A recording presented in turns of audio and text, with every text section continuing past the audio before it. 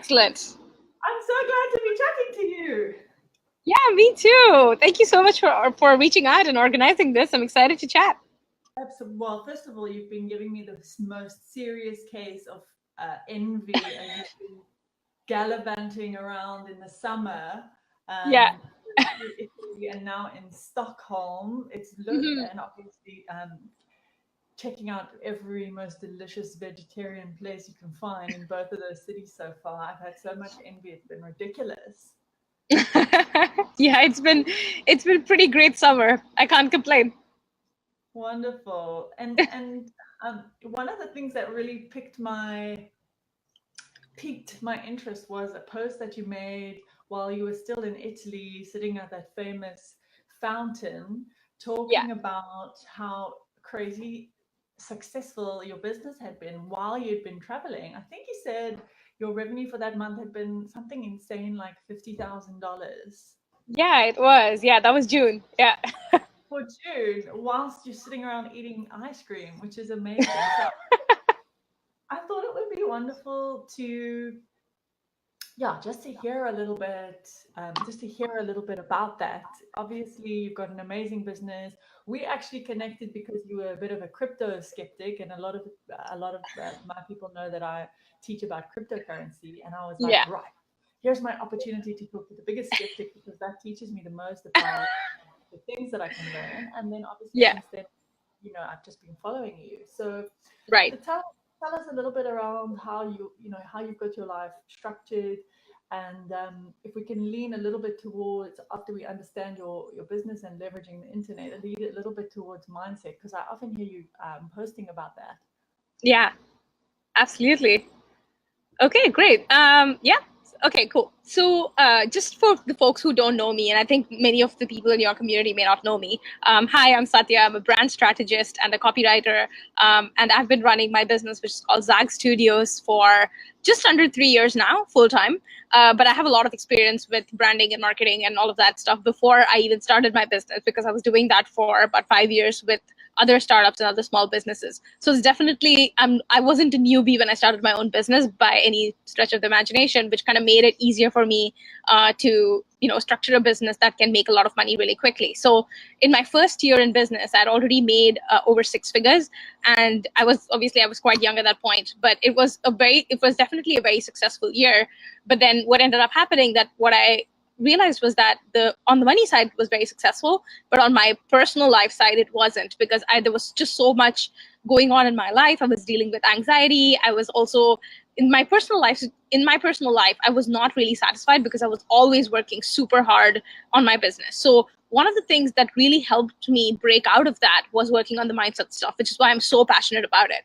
Because once I started working with a mindset coach and really being aware of my mindset on a daily basis, and honestly even on an hourly basis, I feel like my business has just changed so quickly.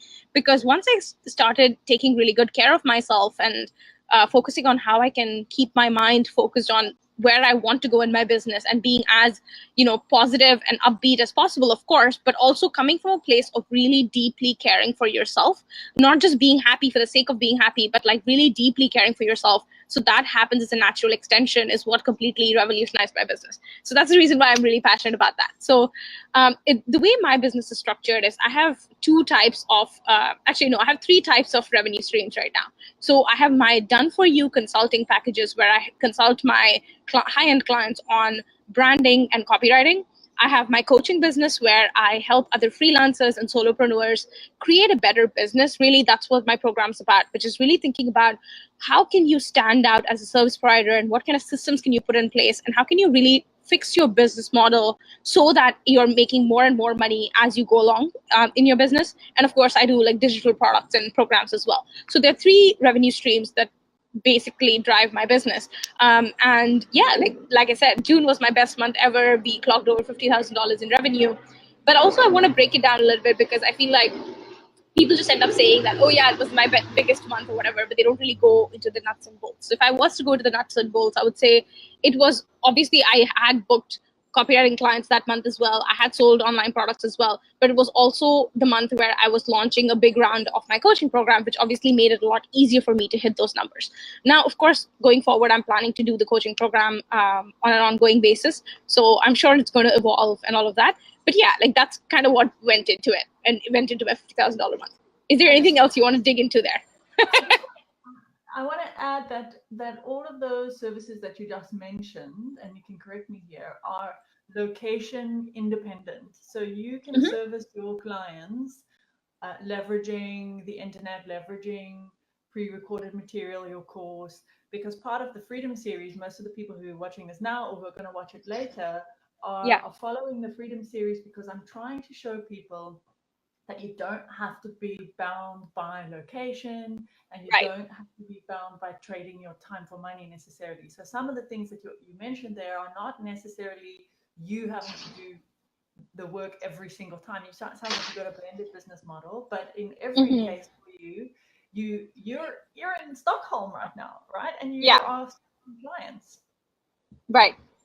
Yeah. And honestly, like I honestly think that whatever you want to have in your life, like you can have it if you just are able to plan it out properly. Like I'm a big believer in that. It's like you can have everything you want, maybe not at the same time, but it's all just comes down to how you plan that, right? So for example, this was a big intention for me, like to do actually, honestly, I did 6 weeks in Europe this year. I originally wanted to do 3 months, but then my visa got delayed. And Tamara, we spoke about that a few months back.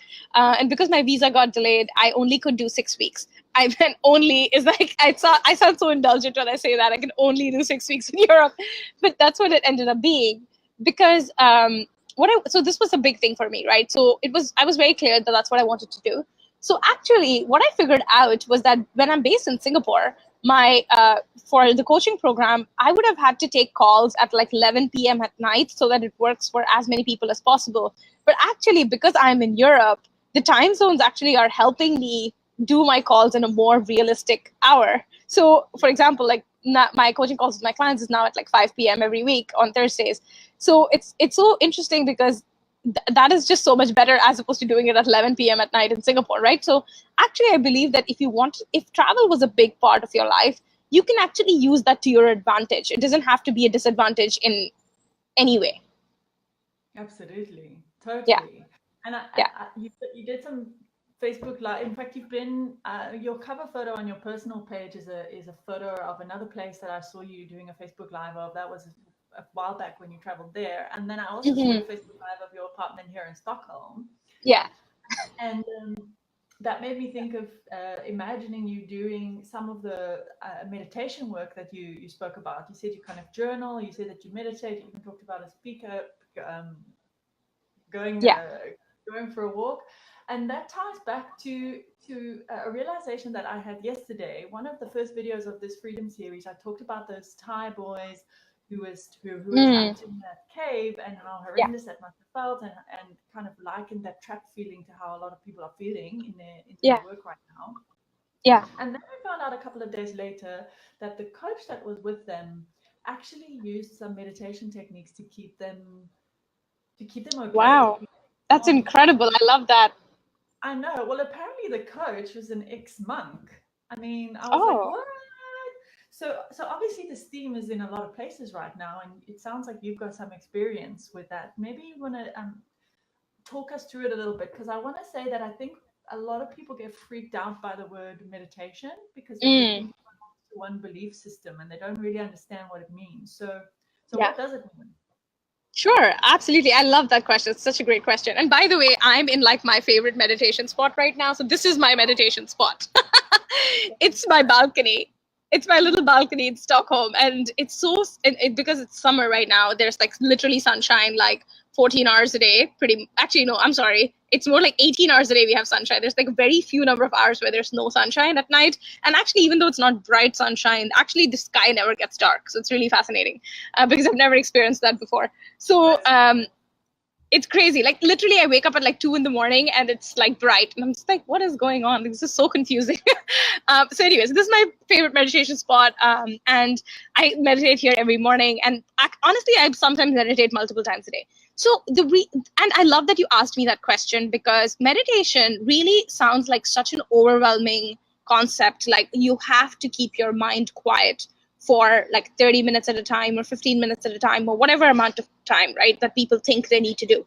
But honestly, that's not true at all. The way I think about my meditation practice is I can meditate in 3 minutes and be done and move on, and that's totally fine. So the whole point of meditation for me is to come back to a state of calm, is to really just like quiet your mind for, even if it's just for 3 minutes, and then go back to being your best self, the person that you're meant to be, doing the work that you need to do to serve the people you're here to serve, right? So meditation for me is like a very simple practice of just quieting down my mind and focusing on my breath and coming back to feeling good in the moment. Because most of the times when I meditate, it's because I just like, so when I wake up, I meditate because I want to be intentional about how my day starts. But then at any point of the day, if I feel like anxiety coming up, or I feel like and something is throwing me off, or I just looked at my finances and I'm not liking what I see, which is not happening that much these days, but hypothetically, if I'm looking at my finances and not feeling good about what I'm seeing, if that's something that's coming up for me, what I would do is I would just quickly just take a little bit of time to tune back in, meditate, just take like 5 minutes to just quiet down, listen to my favorite track, just focus, or take a walk or whatever, but just quiet down my mind. So what I'm trying to say here is that you don't need to make this like more complicated than it needs to be. You don't need to sit in a lotus pose. You don't need to have a perfectly quiet room where you need to meditate.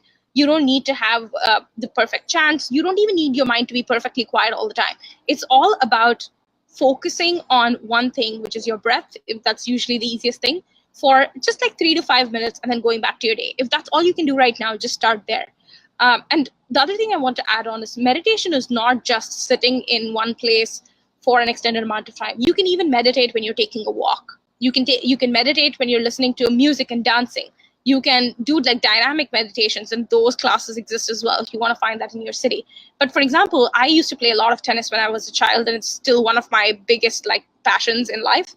And tennis is a meditative thing for me, because when I'm really in the zone with tennis, what I notice is that like hours can go by and I'm actually not even, I have literally not had a single thought in hours, because it's like my mind, my higher self, and my muscle memory kind of takes over. So I'm playing tennis, I'm enjoying the sport a lot, I'm thinking about the ball and all of that, but it's like there's nothing else that exists in the world or exists in my mind, and that is also a meditative practice. So I don't think it needs to be like, don't go for perfectionism. That's what I'm getting at. And it Yeah. doesn't necessarily have to be structured, although maybe that's a good way to start. So a couple of Yeah. thoughts have come up for me while you've been talking. The first is that another word that I hear used, and is perhaps the same thing, is mindfulness. Mm. Because you can become mindful, in the literal sense. It's easier to imagine what mindful is of what's around you, the sounds around you, the smells around you, what your thoughts are saying, um, in any moment. Mm-hmm. And perhaps that's a more neutral term that people don't they aren't afraid of. And your tennis analogy, I was going to say I have the same experience when I'm in nature. I used to Mm. mountains and with lots of forests around me when I lived in Cape Town. And for me, going for a walk and sometimes a run in the forest was Absolutely. very meditative. And now just being in nature is still my way of just Same. centering and mindful again. But you can bring the key, and I think you made this point, is that you can bring that mindfulness into every moment of your day, Yeah. noticing a feeling, noticing that anxiety, noticing what it's in response to, and applying it, being a bit conscious, being a bit mindful about what you're thinking and how you're doing it, giving yourself that space.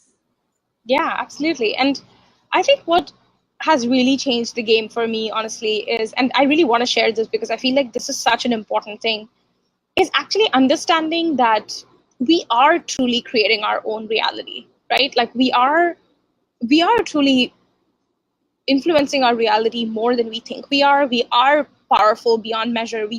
And there is science to prove this. It's not like I'm coming up with this concept. It's not something brand new that I'm finding out about. It's And like it people, can sound a bit woo woo, but it's not. I mean, it's quite literal. Obviously, what you choose to do is creating your reality. I mean, that's quite yeah, obvious, right? Yeah, it's quite obvious, but the thoughts that you're choosing to think are creating a reality as well. How you show up in the world is creating a reality as well. So I've just come to realize that this is not woo-woo at all. Like actually when you dig into it, it's quantum physics. It's not woo-woo.